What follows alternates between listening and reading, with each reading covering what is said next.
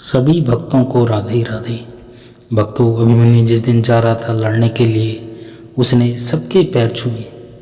युधिष्ठिर ने कहा, जीते रहो मेरे लाल। चाचाओं ने, नकुल सहदेव ने गले लगा लिया अपने भतीजे को और कहा, जीते रहो बेटे। जब उसने मामा के पैर छुए, श्री कृष्ण के पैर छुए, तो कृष्ण ने कहा, यशस्वी भव। जब अभिमन्यु शिविर से बाहर निकला और कृष्ण देखने लगे तो द्रौपदी ने कहा, मेरा बेटा जीवन की सबसे बड़ी लड़ाई लड़ने जा रहा है कान्हा। सबने उसको जीते रहो का आशीर्वाद दिया, किंतु तुमने नहीं दिया। तुमने उसे यशस्वी भव का आशीर्वाद दिया, जीते रहो क्यों नहीं बोला?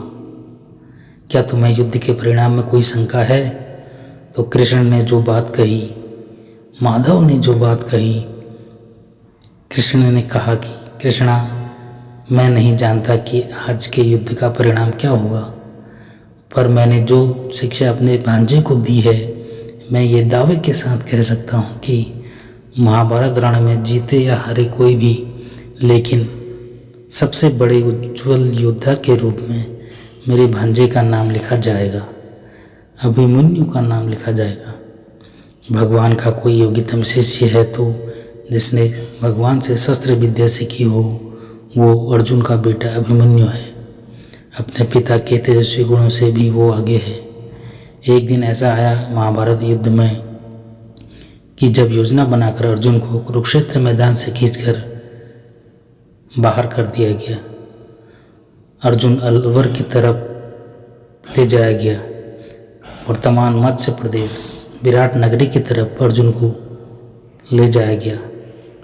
अर्जुन युद्ध क्षेत्र से बहुत बाहर हो गया था, जहाँ से सूर्यास्त से पहले लौटना असंभव था। अब पांडवों के शिविर में चक्रव्यूह चर्चा का विषय बना कि इस चक्रव्यूह को तोड़ेगा कौन।